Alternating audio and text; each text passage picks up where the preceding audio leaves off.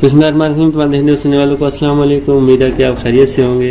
आज हम कस्टर्ड बनाएंगे और कस्टर्ड के लिए सबसे पहले हमने दूध ले लिया है, इसको हम बॉयल कर लेंगे। हमारे पास ये कस्टर्ड पाउडर है और इस पाउडर को हम क्या करेंगे कि हम इसमें थोड़ा सा दूध डाल के इसको मिक्स कर लेंगे अच्छी तरह से। हमारे पास ये चीनी है। जब दूध को हल्का हल्का उबाल आना शुरू हो जाएगा तो हम इसमें चीनी शामिल कर देंगे।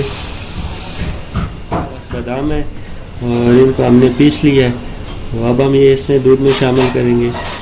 बिस्मिल्लाहिर्रहमानिर्रहीम। दूध को हमने हल्की आंच पे अच्छी तरह उबाल लिया है। अब हम इसमें थोड़ा थोड़ा जो हमने ये कस्टर्ड बनाया था, मिक्स किया था, इसको शामिल करेंगे और आहिस्ता आहिस्ता हिलाते जाएंगे।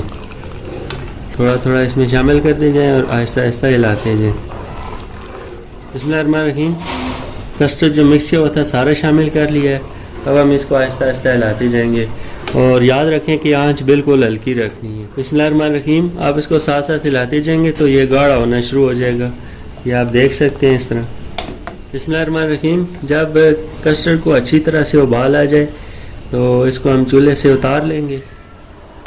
चूल्हे से उतारने के बाद इसमें चम्मच हिलाते रहें ताकि इसकी गर्माइश निकल जाए, और जब गर्माइश अच्छी तरह से निकल जाएगी तो हम इसको इंशाल्लाह फ्रिज में रख देंगे ठंडा होने के लिए। बिस्मिल्लाहिर्रहमानिर्रहीम। कस्टर्ड अल्हम्दुलिल्लाह ठंडा हो चुका है बिल्कुल पूरी तरह से। अब इसको सर्व करने से पहले अब हम इसमें कोई थोड़ी सी चीज़ें शामिल करेंगे। केले लिए, ये आप देख सकते हैं, और ये सबसे पहले हम नीचे शामिल करेंगे।